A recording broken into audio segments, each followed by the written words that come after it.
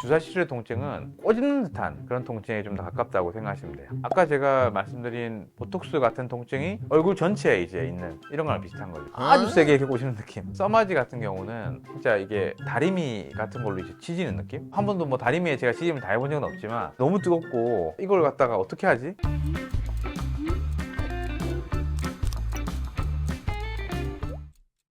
네임드 의사가 되고 싶은 부산 피부과 의사, 피부과 전문의 황 원장입니다. 피부과 전문의로서 저는 매일 이런 질문들을 듣습니다. 울세라나 써마지 진짜 아픈가요? 피부과 전문의 관점에서 가장 아픈 피부 시술은 어떤 것이 있는지, 또 어떻게 하면 통증 없이 시술을 받을 수 있는지에 대해서 알려드리도록 하겠습니다. 가장 안 아픈 거는 아마 레이저 토닝, 가장 아픈 것을 써마지 이 정도로 잡았을 때 레이저 토닝이나 프락셀 중에서 좀 약한 피코 프락셀 같은 것들은 마취연고로 이제 조절이 가능하다고 보고, 약간 따끔따끔한 느낌? 손으로 이제 이렇게 이 정도, 지금 제가 제 얼굴 때리는 이 정도 느낌? 통증이 있긴 하지만 사실 이것 때문에 못 받는 사람은 없는 것 같아요. 딱 이 정도인 것 같고, 여기서 좀 더 아프다고 치면 문신이나 제모, 문신이 좀 더 아픈 것 같아요. 문신도 이제 잉크양에 따라서 차이가 있거든요. 제모도 이제 털이 굵을수록 더 아파지거든요. 그래서 남자 인중이나 턱, 성기 주변 이런 제모는 통증이 꽤 있고, 개인적으로 여성분들 얼굴 제모라든지 여성분들 팔다리 같은 경우는 털의 굵기에 따라 차이가 많이 나지만 통증을 많이 호소하시지 않아요. 그 다음은 IPL, 보톡스 필러 이런 것들인데, IPL은 마찬가지로 레이저이기 때문에 좀 이제 따끔따끔한 통증인 거고, 보톡스 필러는 주사로 하는 시술이기 때문에 주사로 놓는 부위에서 이제 통증을 느끼는 거죠. 의외로 보톡스가 좀 더 많은 주사를 하게 되기 때문에 좀 더 아프고, 필러 같은 경우는 주사로 이제 마취를 해서 그 부위에 이제 자입점으로 안쪽으로 시술하기 때문에 의외로 이제 주사를 많이 하지 않기 때문에 또 통증이 덜해요. 뭔가 들어가고 있다는 느낌 나지만 그것 때문에 통증은 보통 있지 않아요.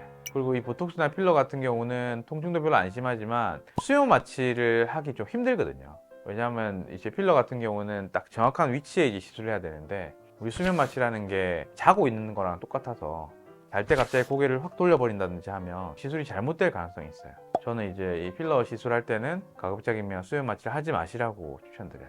그 다음 좀 더 아픈 거는 다양한 스킨 부스터들, 주베룩이라든지 리쥬란, 스킨바이브, 바이리즌 이런 이제 스킨 부스터들과 슈링크 유니버스 같은 경우도 참을 수 있지만 적당한 통증. 주사 시술의 통증은 꼬집는 듯한 그런 통증에 좀 더 가깝다고 생각하시면 돼요. 아까 제가 말씀드린 보톡스 같은 통증이 얼굴 전체에 이제 있는 이런 거랑 비슷한 거죠. 보톡스는 주름 부위만 시술을 하는데, 방금 말씀드린 리쥬란, 주베룩 이런 스킨 부스터들은 얼굴 전체 다 시술하기 때문에 얼굴 전체가 다 따끔따끔한 거죠.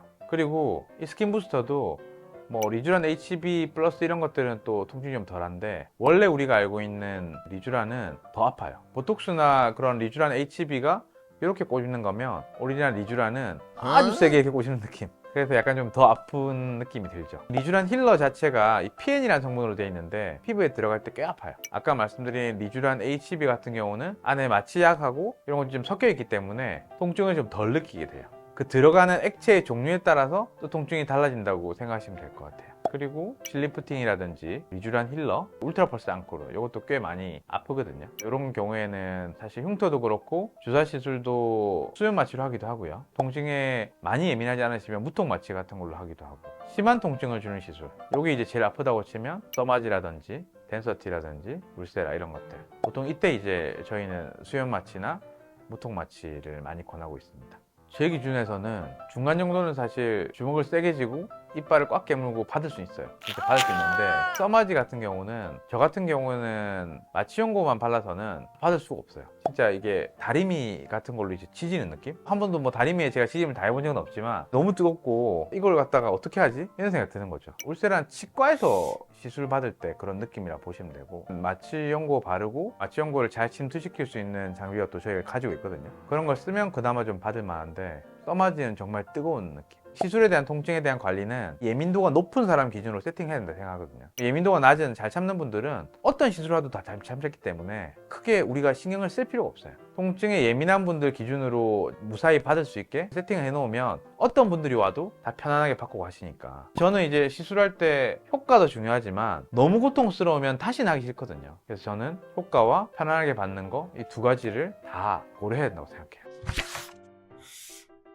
정리하면 써마지나 덴서티, 울세라처럼 시술 시간이 많고 많은 에너지를 이제 피부에 전달하는 시술은 마취 연고를 발라도 꽤 힘든 경우가 많기 때문에 이런 경우에는 이제 의식화 진정 마취라고 하는 수면 마취를 추천드리고, 또 최근에 이제 대세는 또 무통 마취라고 하는 건데 강한 마취약 성분을 링거로 이제 맞으면서 시술하는 거거든요. 잠이 들지 않기 때문에 편안하게 또 의료진과 상호작용하면서 대화하면서 시술받을 수 있고, 저는 개인적으로 좀 더 높은 점수를 주고 싶고 대세가 되어 있는 그런 마취 방법이에요. 그래서 수면 마취나 무통 마취를 고려하실 때는 안정성이나 마취가스템이 있는지, 바이탈을 다룰 수 있는 그런 직원들이 있는지를 확인하면 좋을 것 같고요. 이 영상이 도움이 되었다면 좋아요, 구독 부탁드리고 질문 댓글로 남겨주시면 제가 또 직접 답변 드리겠습니다. 감사합니다.